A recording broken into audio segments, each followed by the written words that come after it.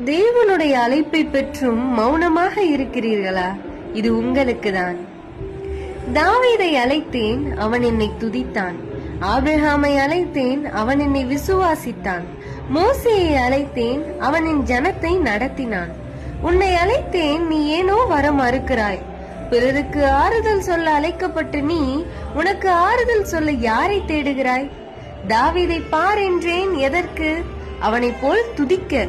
நீ பார்த்தது அவன் பலவீனத்தை. சிம்சோனை பார் என்றேன், எதற்கு? உனக்கு தைரியம் வர வேண்டும் என்பதற்கு. நீ பார்த்தது அவன் வீழ்ச்சியை. ஆசீர்வாதத்தை பார்த்த நீ பாடுகளை பார்த்தவுடன் ஏன் ஓடுகிறாய்? மனிதனை பார்க்க காலை தேய்த்த நீ என்னை பார்க்க உன் முழங்காலை தேய்க்க மறுப்பது ஏன்?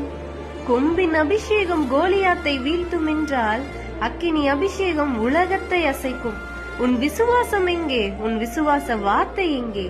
அறிக்கை செய், வெற்றி உன்னை தொடரும். யுத்தத்தை கண்டு பயப்படாதே, யுத்த களத்திற்கு வா. யுத்தம் என்னுடையது, ஜெயம் உன்னுடையது.